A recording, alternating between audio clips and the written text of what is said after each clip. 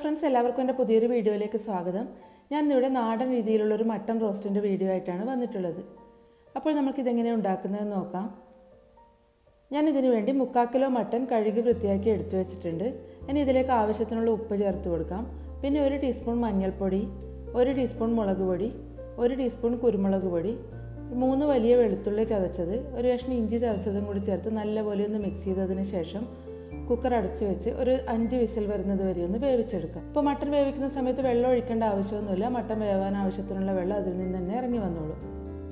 പിന്നെ ഇതിലേക്ക് ചേർക്കുന്നതിന് വേണ്ടി 1 കപ്പ് ചെറിയുള്ളി അരിഞ്ഞത്, ഒരു 4 പച്ചമുളക്, കുറച്ച് തേങ്ങാക്കൊത്ത്, ഒരു തക്കാളി, 1 ടേബിൾ സ്പൂൺ വെളുത്തുള്ളി ചതച്ചത്, 3/4 ടേബിൾ സ്പൂൺ ഇഞ്ചി ചതച്ചത്, കുറച്ച് കറിവേപ്പില എടുത്തിട്ടുണ്ട്. ഇപ്പോൾ വിസിലൊക്കെ കഴിഞ്ഞ് കുക്കർ നല്ലപോലെ തണുത്ത് വന്നിട്ടുണ്ട്. ഇനി ഇതൊന്ന് തുറന്നു നോക്കാം. മട്ടൺ ഇപ്പോൾ നല്ല പാകത്തിന് വെന്ത് വന്നിട്ടുണ്ട്. ഇനി കറി ഉണ്ടാക്കുന്നത് എങ്ങനെയാണെന്ന് നോക്കാം. ഒരു പാൻ അടുപ്പത്ത് വെച്ച് ചൂടാകുമ്പോൾ അതിലേക്ക് 2.5 ടേബിൾ സ്പൂൺ വെളിച്ചെണ്ണ ഒഴിച്ചു കൊടുക്കാം.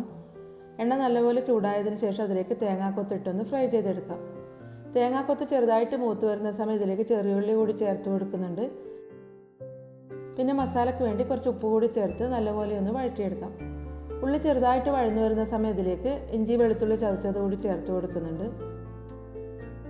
ഇപ്പോൾ ഇഞ്ചി വെളുത്തുള്ളിയൊക്കെ മൂത്ത് നല്ലൊരു മണം വരാൻ തുടങ്ങിയിട്ടുണ്ട്.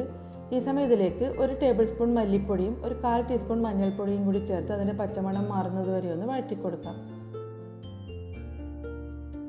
ഇപ്പോൾ പൊടികളൊക്കെ നല്ലപോലെ മൂത്ത് വന്നിട്ടുണ്ട്. ഈ സമയം ഇതിലേക്ക് തക്കാളി അരിഞ്ഞതും പച്ചമുളകും കൂടി ചേർത്ത് കൊടുക്കുന്നുണ്ട്. എല്ലാം കൂടി നല്ലപോലെ ഒന്ന് മിക്സ് ചെയ്ത് കൊടുക്കാം.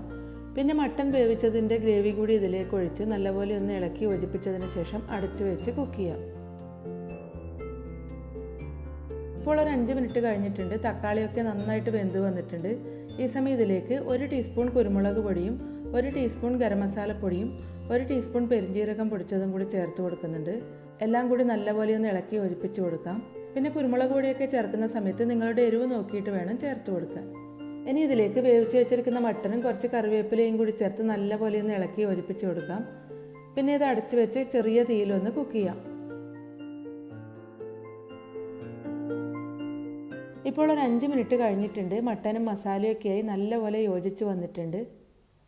ഇനി ഇതൊരു 3-4 മിനിറ്റ് കൂടി നന്നായിട്ടൊന്ന് വരട്ടിയെടുക്കാം.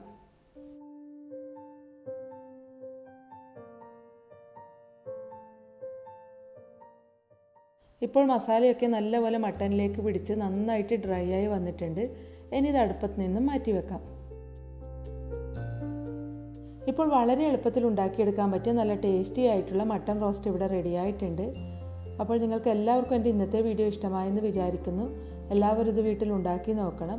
എൻ്റെ വീഡിയോ ഇഷ്ടമായെങ്കിൽ ലൈക്ക് ചെയ്യാനും നിങ്ങളുടെ ഫ്രണ്ട്സും ഫാമിലിയൊക്കെ ഈ വീഡിയോ ഷെയർ ചെയ്യാനും മറക്കരുത്. അപ്പോൾ അടുത്ത വീഡിയോ ആയിട്ട് കാണാം.